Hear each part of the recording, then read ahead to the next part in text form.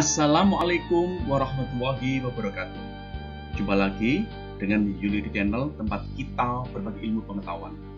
Anak-anak semuanya, hari ini kita kembali lagi di pelajaran IPAS kelas 4 dengan materi bagaimana wujud benda berubah. Ini adalah tentang perubahan wujud benda.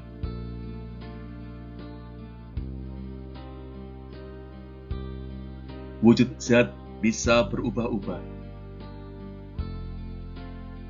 Wujud zat bisa berubah-ubah seperti es krim yang dimakan oleh Yanto. Dari wujud padat berubah menjadi wujud cair. Contoh yang lainnya seperti uap air yang muncul dari gerobak penjual kedelai rebus dan jagung rebus. Awalnya berwujud cair, kemudian berubah menjadi wujud gas.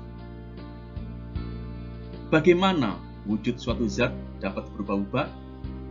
Apa yang membuat suatu zat berubah dari suatu wujud ke wujud lainnya?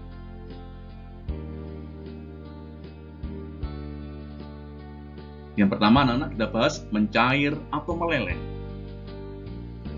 Api memiliki suhu yang lebih tinggi dibandingkan suhu ruangan.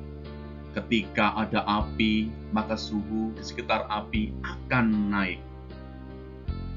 Kenaikan suhu ini bisa membuat lilin yang ada di sekitar api berubah wujud dari padat menjadi cair. Kenaikan suhu ini juga yang membuat lilin berubah dari padat menjadi cair. Perubahan wujud benda dari padat ke cair disebut mencair atau meleleh.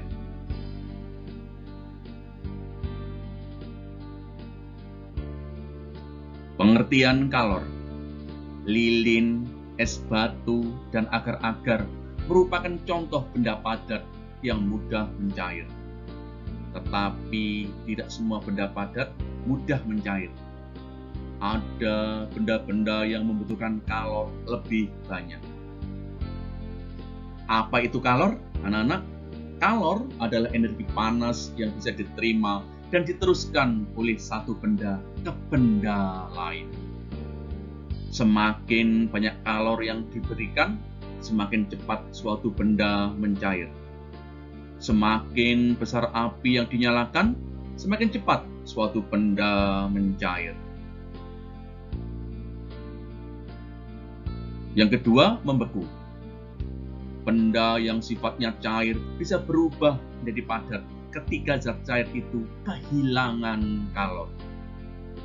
Ketika suhunya diturunkan atau didinginkan, maka zat cair bisa berubah menjadi padat. Contohnya, anak-anak, ketika api pada lilin dimatikan, maka suhu di sekitarnya akan turun. Akibatnya, lilin di sekitar api yang awalnya berwujud cair berubah menjadi berwujud padat.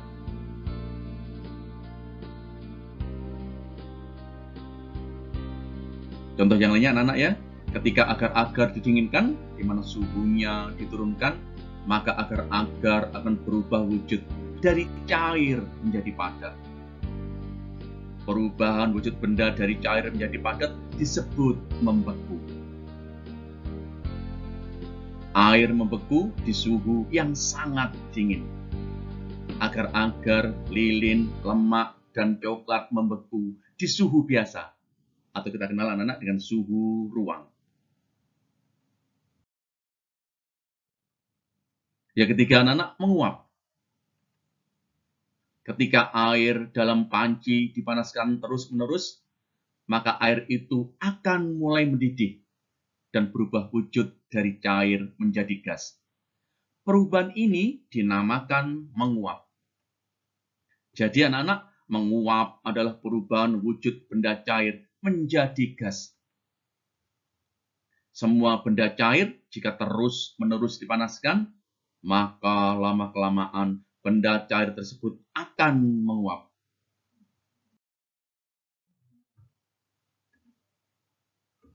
Peristiwa penguapan. Anak-anak, contoh peristiwa penguapan dalam kehidupan sehari-hari. Yang pertama, Keringat yang muncul setelah berolahraga lama-kelamaan akan kering. Yang kedua, parfum yang disemprotkan ke kulit akan menguap sehingga tercium aroma yang wangi di tubuh kita. Yang ketiga, anak-anak, alkohol yang terdapat pada hand sanitizer akan menguap saat kita oleskan ke tangan.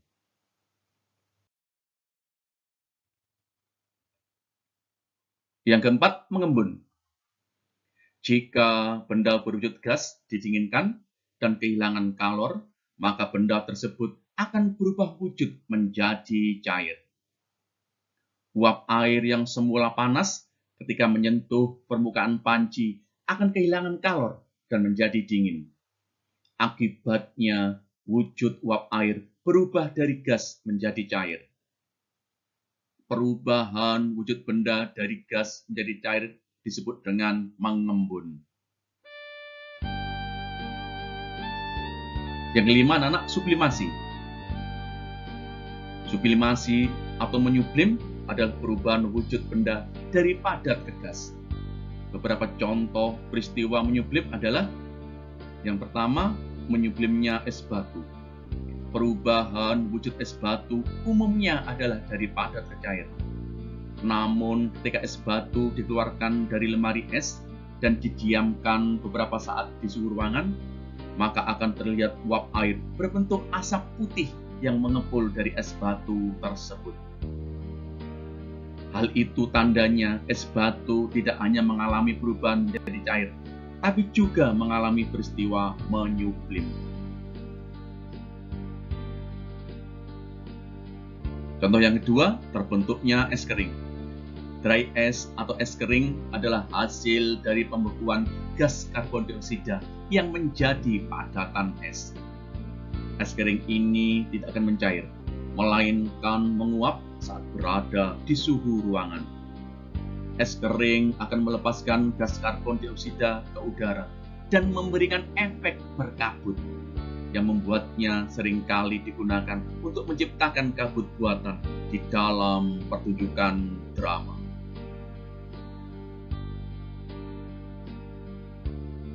Contoh ketiga, mengecilnya kapur barus. Kapur barus atau kamper merupakan zat padat berupa lilin berwarna putih yang agak transparan dengan aroma yang khas. Zat-zat yang terkandung di dalam kapur barus tersebut bisa berubah wujud menjadi gas ketika didiamkan beberapa saat di suhu ruangan. Hal itulah yang mengakibatkan berkurangnya massa kapur barus, sehingga ukurannya juga turut mengecil jika didiamkan di ruangan terbuka. Kapur barus langsung berubah wujud dari padat menjadi gas tanpa mencair terlebih dahulu. Yang keempat, anak-anak, menyublimnya salju. Salju merupakan wujud air dengan bentuk kristal padat. Bisa ditemui di negara dengan 4 musim. Salju berasal dari partikel uap air yang mendingin di udara, kemudian jatuh ke bumi sebagai butiran putih empuk yang menyerupai kristal lembut. Karena memiliki permukaan yang amat tipis, salju sangat mudah untuk menyublim saat terkena udara. Salju akan langsung berubah wujud menjadi uap air tanpa menjadi cairan terlebih dahulu. Yang keenam, anak-anak, deposisi. Proses perubahan wujud benda gas ke padat disebut juga dengan istilah deposisi. Ada juga yang mengatakan bahwa deposisi sama dengan mengkristal. Contoh peristiwa mengkristal atau deposisi dalam kehidupan sehari-hari adalah pembentukan salju, embun beku, jelaga hitam pada knalpot, dan pembuatan es kering. Anak-anak, dari materi tersebut dapat kita simpulkan: yang pertama, mencair atau meleleh adalah perubahan wujud benda dari padat ke cair. Yang kedua, membeku adalah perubahan wujud benda dari cair ke padat. Ketiga, menguap adalah perubahan wujud benda dari cair ke gas. 4, mengembun adalah perubahan wujud benda dari gas ke cair. 5. Sublimasi adalah perubahan wujud benda dari padat ke gas. Yang keenam, anak-anak, perubahan wujud dari gas ke padat disebut deposisi. 7. Agar dapat mencair, menguap, dan sublimasi, materi perlu dipanaskan. Dalam hal ini, menyerap kalor. Yang kedelapan, agar dapat membeku, mengembun, dan deposisi, materi perlu didinginkan. Dalam hal ini adalah melepas kalor. Terima kasih, semoga bermanfaat. Wassalamualaikum warahmatullahi wabarakatuh.